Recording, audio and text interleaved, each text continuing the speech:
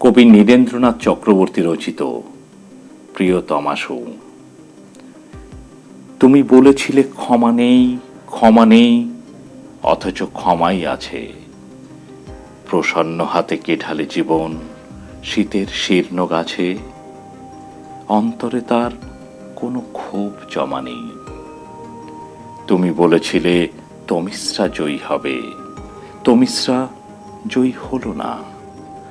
দিনের দেবতা ছিন্ন করেছে অমারাত্রির ছলনা, ভরেছে হৃদয় শিশিরের সৌরভে।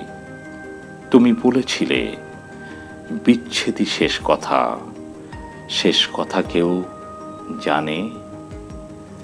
কথা যে ছড়িয়ে আছে হৃদয়ের সব গানে সবখানে, তার উপরে আছে বাগময় নীরবতা। এবং তুষার মৈলির পাহাড়ে কুয়াশা গিয়েছে টুটে, এবং নীলাবশ রৌদ্র কিরণে ঝরে প্রশান্ত ক্ষমা, এবং পৃথিবী রৌদ্রকে ধরে প্রসন্ন করপুটে। দেখো, কোনোখানে কোনো বিচ্ছেদ নেই, আছে অনন্ত মিলনে অমেয় আনন্দ প্রিয়তমা।